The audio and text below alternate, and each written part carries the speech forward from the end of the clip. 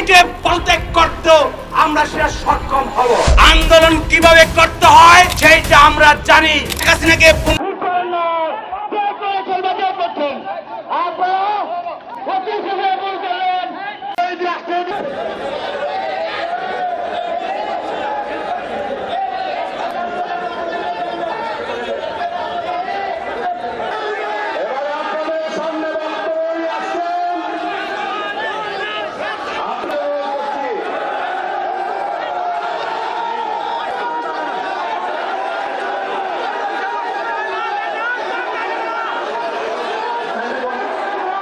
নারায়ণগঞ্জে চলছে বিএনপির সমাবেশ। জেলা বিএনপি এই সমাবেশের আয়োজন করেছে। দর্শক, সমাবেশের খবর জানাতে আমাদের সাথে নারায়ণগঞ্জ থেকে যুক্ত হচ্ছেন সহকর্মী হাবিবুর রহমান।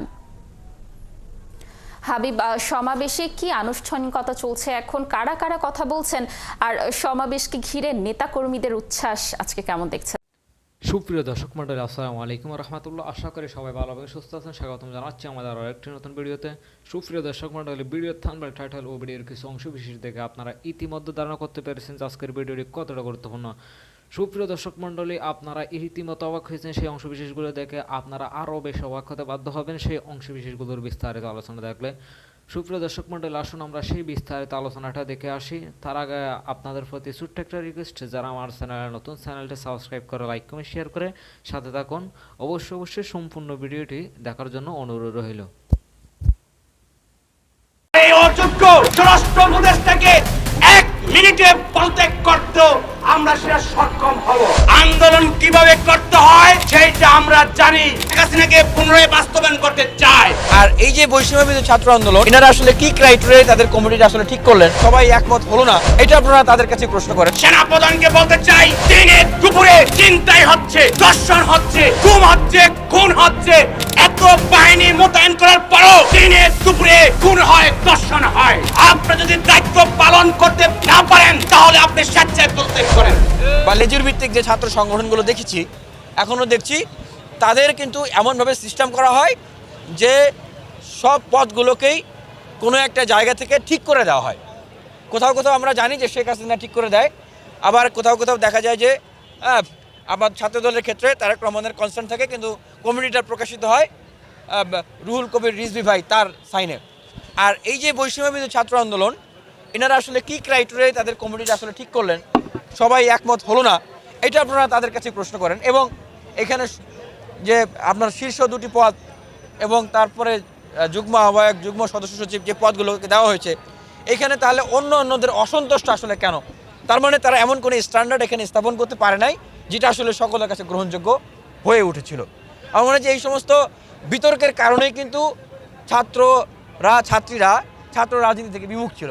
ছাত্র এবং বিভিন্ন বিশ্ববিদ্যালয়, কলেজের, প্রাইভেট, জাতীয় বিশ্ববিদ্যালয়, পাবলিক বিশ্ববিদ্যালয়, মেডিকেল কলেজ, প্রযুক্তি বিশ্ববিদ্যালয়, তারা অনেকটা রাজনীতি বিমুখ ছিল বা তারা অনেকটা জিম্মি ছিল এই পেশি শক্তি নির্ভর সিন্ডিকেট ভিত্তিক ছাত্র সংগঠনগুলোর এই সিস্টেমের কাছে। ছাত্র অধিকার পরিষদে কিন্তু এ ধরনের কোনো পরিবেশ নাই।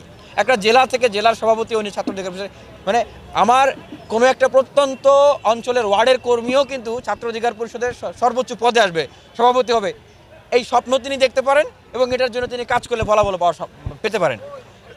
এই জায়গাটা আমরা মনে করি যে এই জায়গাটা তৈরি করা উচিত। শিক্ষার্থীরা কিন্তু আসলে লেজুর ভিত্তিহীন রাজনীতি চায়, হ্যাঁ, এই ধরনের লেজুর ভিত্তিক রাজনীতিটা চায় না। এটাকে সতর্ক হইতে হবে সবার। ধন্যবাদ। আমরা মনে করি ছাত্র সমাজ যারা আছি, আমরা যারা এই আন্দোলনকে সামনে থেকে নেতৃত্ব দিয়েছি, আমরা মনে করি এই স্বরাষ্ট্রমন্ত্রী বর্তমানে দায়িত্বের অযোগ্য, তিনি দায়িত্ব পালন করতে পারছেন। অনেক প্রশাসনিক কর্মকর্তারা আছে হাসিনাকে পুনরায় বাস্তবায়ন করতে চায়।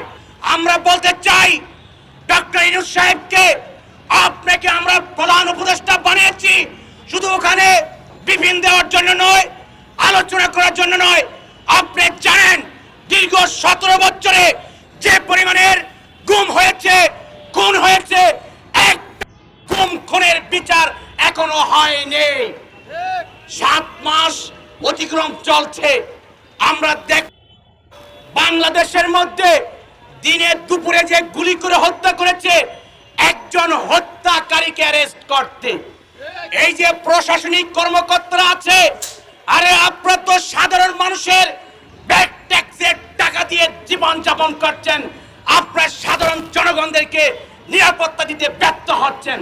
এই যে সেনাবাহিনী টল দিচ্ছে, পুলিশ প্রশাসনিক বিভিন্ন জায়গায় দায়িত্ব পালন করছে, দিনে দুপুরে চিন্তাই হচ্ছে, দিনে দুপুরে দর্শন হচ্ছে, দিনে দুপুরে গুম হচ্ছে, খুন হচ্ছে, এগুলো দায়ভার কিন্তু এই প্রশাসনিকদের নিতে হবে। আমরা ওদিন দেখলাম সেনাপ্রধান বক্তব্য রেখেছে। সেনাপ্রধানকে বলতে চাই, একটা কথা আপনার ক্লিয়ার করতে হবে, এত প্রশাসনিক এত বাহিনী মোতায়েন করার পরও কিভাবে দিনে দুপুরে খুন হয়, দর্শন হয়? আর এই অযোগ্য স্বরাষ্ট্র উপদেষ্টাকে 1 মিনিটে পদত্যাগ করতে আমরা সেটা সক্ষম হব। তাই আমরা বলতে চাই, ছাত্রদেরকে ক্ষিপ্ত করবেন না। ছাত্র ক্ষিপ্ত হলে কি করতে পারে কি করতে পারে না সেটা দেশে যারা স্বৈর শাসক প্রতিষ্ঠিত করেছিল অতীতে বর্তমানে তারা বুঝতে পেরেছে। আমাদেরকে অনেক আশ্বাস স্বপ্ন দেখিয়েছিল স্বৈরাচার শেখ হাসিনা। আমরা আমাদের শহীদ ভাইদের রক্তের উপর পা রেখে আমরা ওই শহীদ ভাইদের সাথে বেইমানি করে নেই। আপনারা জানেন, অনেকেই প্রস্তাব দিয়েছিল আন্দোলন ছেড়ে দেওয়ার, আন্দোলন করার প্রয়োজন নেই। আমরা বলেছি, যদি এই রাজপথে আন্দোলন করতে হবে, প্রত্যেকেই সারা বাংলাদেশের সমন্বয়ক সবাই একজন সমন্বয়ক দিয়ে আন্দোলন হয় না, 2 জন সমন্বয়ক দিয়ে আন্দোলন হয় না। প্রাইভেট বিশ্ববিদ্যালয়, জাতীয় বিশ্ববিদ্যালয়ে যারা রাজপথে নেতৃত্ব দিচ্ছে প্রত্যেকজনই হচ্ছে সমন্বয়ক। আপনারা দেখতে পাচ্ছেন বর্তমানে বাংলাদেশের যে পরিস্থিতি, এই পরিস্থিতির জন্য স্বরাষ্ট্র উপদেষ্টারকেই খেসারত দিতে হবে। তাই বলতে চাই, এই শাহবাগ থেকে যদি আপনি সুন্দরভাবে দায়িত্ব পালন করতে পারেন তাহলে আপনি দায়িত্ব পালন করেন। আপনি দায়িত্ব পালন করতে ব্যর্থ হন, আল্লাহর রাস্তে ছাত্রদের হাতে অপমানিত না হওয়ার আগে আপনি স্বেচ্ছায় পদত্যাগ করেন। আন্দোলন কিভাবে করতে হয় সেইটা আমরা জানি।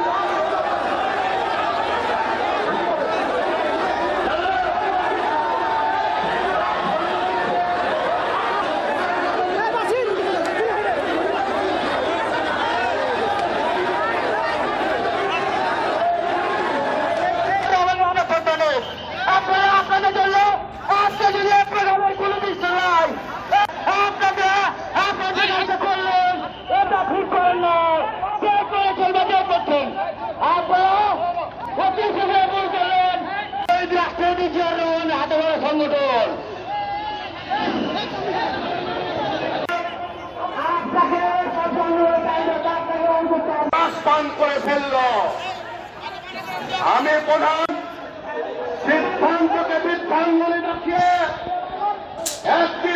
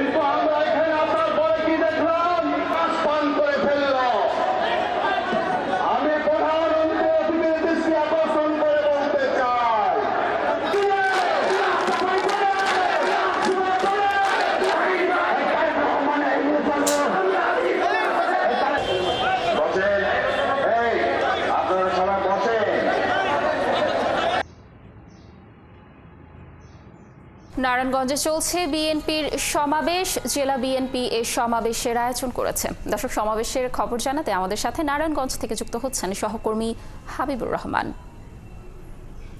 হাবিব, সমাবেশে কি আনুষ্ঠানিকতা চলছে এখন, কারা কারা কথা বলছেন, আর সমাবেশকে ঘিরে নেতাকর্মীদের উচ্ছ্বাস আজকে কেমন দেখছেন জানাবেন। লাবণী, সমাবেশ আসলে দুপুর 2টা থেকে শুরু হওয়ার কথা থাকলেও শুরুর আগেই অনেক লোকারণ্যে দলীয় নেতাকর্মীদের পদভারে আসলে মঞ্চ ভরে যায়, যেখানে লক্ষাধিক নেতাকর্মীর উপস্থিতি আমরা লক্ষ্য করেছি সকাল থেকে, এবং নারায়ণগঞ্জের 5টি উপজেলা থেকেই এখানে লোকজন এসেছে বলে আমরা দেখতে পেয়েছি। আমি যদি আপনাকে একটু দেখাই যে যেখানে মেট্রো হলের প্রান্তে যেখান থেকে স্টেজ করা হয়েছে সেখান থেকে চাষারা পর্যন্ত দলীয় নেতাকর্মীর উপস্থিতিতে অ্যাকচুয়ালি পুরা এলাকায় লোকারণ্য হয়ে গেছে। কেন্দ্রীয় নেতৃবৃন্দ এসেছেন ঢাকা থেকে কিছুক্ষণ আগে, মির্জা আব্বাস এসেছেন এবং সাথে বিভাগীয় যে দায়িত্বপ্রাপ্ত যারা আছেন নেতৃবৃন্দ, জেলা নেতৃবৃন্দ, মহানগর নেতৃবৃন্দ সকলে এসেছেন। আসলে সকলেই এই মহাসমাবেশকে নারায়ণগঞ্জে বিএনপির একটি শক্তিশালী ঘাঁটি এটাকে প্রমাণ করার জন্য একসাথে কাজ করছেন এবং নেতৃবৃন্দ উপস্থিত হয়েছেন। তারা একটা বিশেষ কথা জোর দিয়ে বলছেন সবাই, দ্রব্যমূল্যের ঊর্ধ্বগতি নিয়ন্ত্রণ করতে হবে, আইন শৃঙ্খলা নিয়ন্ত্রণ করে জনগণকে স্বস্তিদায়ক একটা পরিবেশ করতে হবে এবং দ্রুততম সময়ে নির্বাচনের আয়োজন করতে হবে এবং নির্বাচনী রোডম্যাপ ঘোষণা করতে হবে। এবং দলীয় নেতাকর্মীদের মধ্যে আমরা দেখতে পেয়েছি যে আসলে তারেক রহমানের যে বিএনপি ঘোষিত যে 31 দফা আছে সেই 31 দফা বাস্তবায়নের জন্য নেতাকর্মীদেরকে আসলে দিক নির্দেশনা দিয়ে যাচ্ছেন কেন্দ্রীয় নেতৃবৃন্দ। এর বাইরে আমরা সাধারণত সামনে রমজান আছে, রমজানের মধ্যে যাতে দ্রব্যমূল্য কোনোভাবেই ক্রেতাদের নাগালের বাইরে চলে না যায় সেজন্য তারা আসলে সকলকে সরকারকে বক্তব্য দিচ্ছেন অনেকটা এমন ভাবেই। এর বাইরে আমরা যেটা দেখতে পেয়েছি যে আসলে এই নারায়ণগঞ্জের মধ্যে কেন্দ্রীয় নেতৃবৃন্দ এখনো বক্তব্য রাখেনি। কেন্দ্রীয় নেতৃবৃন্দ বক্তব্য রাখার পরপরই আসলে আমরা আসলে তারা আরো দিক নির্দেশামূলক বক্তব্য দিবেন বলে আমরা দেখতে পেয়েছি। পাশাপাশি জেলার যারা আছেন, জেলা পর্যায়ে যারা আছেন, তারা এই মহাসমাবেশকে সফল করার জন্য এবং সার্বিক কার্যক্রমকে পরিচালনা করার জন্য আসলে তারা কাজ করে যাচ্ছেন এবং বক্তব্য দিয়ে যাচ্ছেন। তো লাবণী, এই পর্যন্ত এখন ছিল আমার কাছে, এই পর্যন্ত। পরবর্তীতে আপডেট আমরা আপনাদেরকে জানিয়ে দেব। হাবিব, ধন্যবাদ আমাদের সাথে যুক্ত থাকার জন্য। আপনি থাকুন সমাবেশে, আমরা পরবর্তীতে আবার আপনার সাথে যুক্ত হয়ে সমাবেশের তথ্য দর্শকদের জানানোর চেষ্টা করব। এতক্ষণ পর্যন্ত ধৈর্য ধরে যারা সম্পূর্ণ ভিডিওটি দেখেছেন তাদেরকে অসংখ্য অশেষ ধন্যবাদ। সুপ্রিয় দর্শক মণ্ডলী, এরকম দেশের বিভিন্ন ব্রেকিং নিউজ পেতে আমাদের চ্যানেলটি সাবস্ক্রাইব করেন। সুপ্রিয় দর্শক, ভালো থাকুন, সুস্থ থাকুন, দেখা হচ্ছে পরবর্তী ভিডিওতে। আসসালামু আলাইকুম।